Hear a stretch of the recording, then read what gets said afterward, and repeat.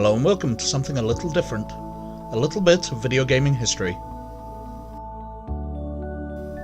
Back in the 1980s, the console market was ruled by the Atari VCS, later called the 2600, and the home computer market was ruled by the all-conquering Commodore 64, although the Sinclair ZX Spectrum was massively successful in the United Kingdom. But time passed, and nothing lasts forever, so as these consoles aged, the various companies began searching for what would come next. And that's when something slightly weird happened, which is what I'd like to tell you about today. You see, in the UK, Sinclair had released its QL computer, the Quantum Leap, as its successor to the Spectrum. But Sir Clive Sinclair, owner of the company, aimed this computer at the business market, as he didn't want to be pigeonholed as a toy maker. But it turns out that turning your back on your market isn't a great idea, and the QL flopped. So the development team, including two men named Martin Brennan and John Matheson, began working on a super spectrum, codenamed Loki. But the failure of the QL, along with Sinclair's unsuccessful foray into the electric car market with the Sinclair C5, led to Sir Clive selling the company to its rival, Amstrad, and Amstrad cancelled the Loki project almost straight away. So Martin Brennan and John Matheson set up for themselves, calling their company Flare Technology, and developing a system they called the Flare 1, which, in coordination with the manufacturer of game controllers called Konix, they were developing into a massively ambitious system called the Konix Multisystem. Something as ambitious as the multisystem requires time and money, however, and after many delays, Konix was struggling financially, so sold off all of their product lines to a competitor to keep the multisystem project alive, since they believed in it. But without any product to sell, the money ran out, and Konix closed down, cancelling the project. However, it wasn't the end for Flare Technologies, and they began development of the Flare 2. But we'll come back to them again later. Meanwhile, over at Atari, Jay Miner and two of his colleagues who'd developed the Atari 2600 were getting tired with the management of Atari. And when they weren't allowed to develop a games console in the way they wanted, they decided to leave the company and set up for themselves, creating a company they named High Toro, and began work on a new console, which they codenamed Lorraine. Receiving funding from a group of dentists, the Lorraine was designed to become a fully fledged computer as well as a games machine, so full multitasking was added along with custom chips for graphics and sound. But work was expensive, so they shared the Lorraine designs with Atari, who funded continued development with a series of loans. Atari wanted the now renamed Amiga computer, but while Jay Miner and his team wanted to sell the Amiga to them, they knew the value of their work. Atari, however, wanted a discount price, and knew that by delaying the purchase, High Toro, now renamed to Amiga Corporation, had no source of income, so the price of the company would only drop with further delays.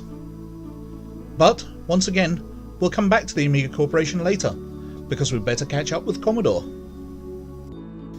Commodore had been founded by Jack Trammell, a survivor of the Nazi concentration camps and immigrant to the United States.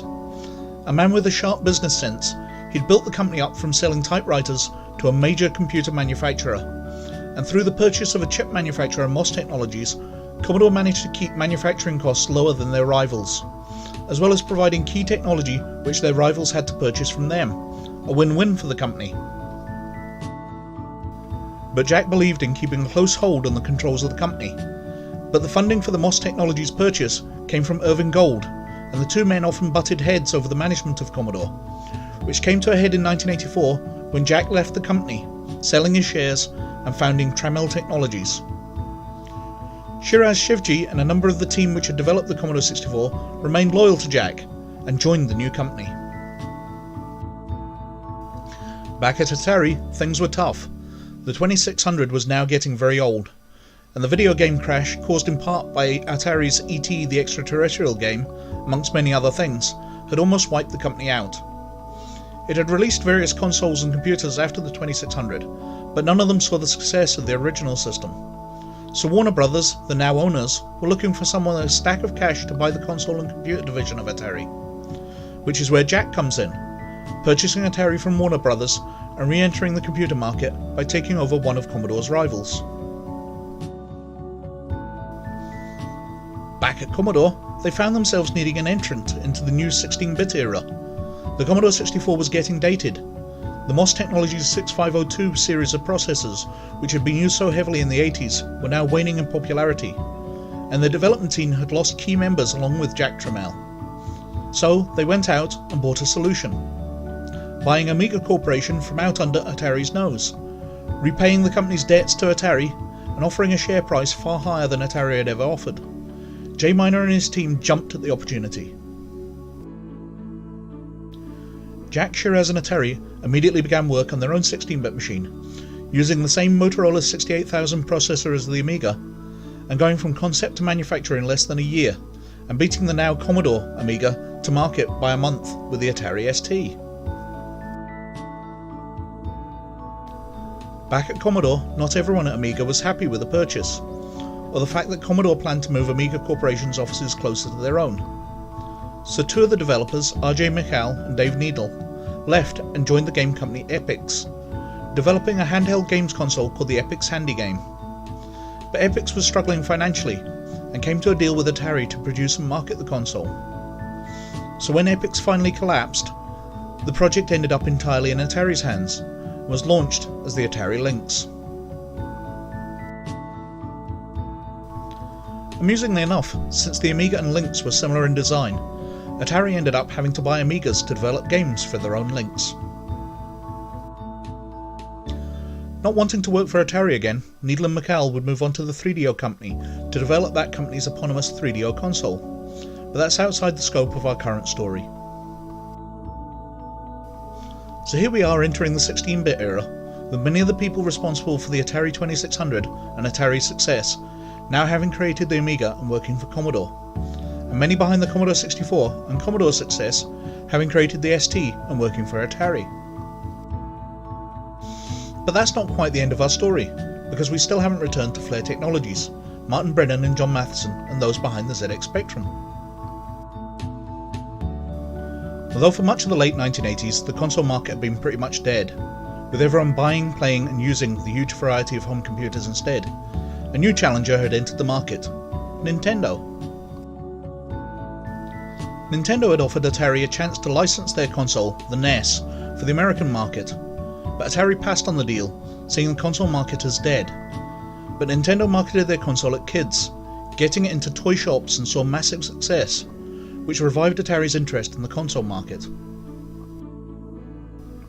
So, as well as developing their own console, they approached Flair Technologies to create a console which would beat the next generation of Japanese consoles like the Genesis and SNES.